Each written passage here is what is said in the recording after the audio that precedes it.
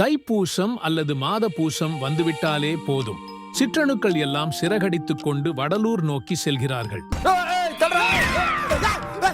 அங்கு சென்று சிவாச்சாரியாரால் ஏற்படுத்திய அசுத்த நெருப்பை அருட்பெருஞ்சோதி என்று வழிபாடு செய்து ஏமாந்து கொண்டுள்ளார்கள்.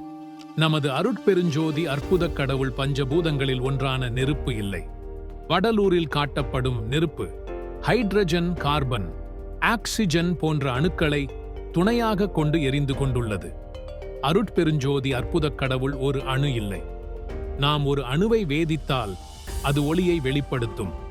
எடுத்துக்காட்டாக, நாம் ஒரு இரும்பை வேதித்தால் அது ஒளியை வெளிப்படுத்துகிறது. அதைப்போல் சூரியனில் இருக்கின்ற ஹைட்ரஜன் அணு வேதிக்கப்படுவதால் அது ஒளியை வெளிப்படுத்துகின்றது. சரி, அப்போது அருட்பெருஞ்சோதி ஆண்டவரை யார் வேதிக்கின்றார்? அருட்பெருஞ்சோதி ஆண்டவரை எவரும் வேதிப்பதில்லை. ஏனென்றால் அவர் ஒரு அணு அல்ல, அவர் சுயஞ்சோதி. இனிமேலாவது அருட்பெருஞ்சோதி அற்புத கடவுளை கார்பன், ஹைட்ரஜன், ஆக்சிஜன் போன்ற அணுக்களை துணையாக கொண்டு எரியும் நெருப்புடன் ஒப்பிட்டு அவரை சிறுமைப்படுத்தாமல் அருட்பெருஞ்சோதி ஆண்டவரை உண்மை அன்பால் கருத்தில் கருதி வழிபாடு செய்யுங்கள்.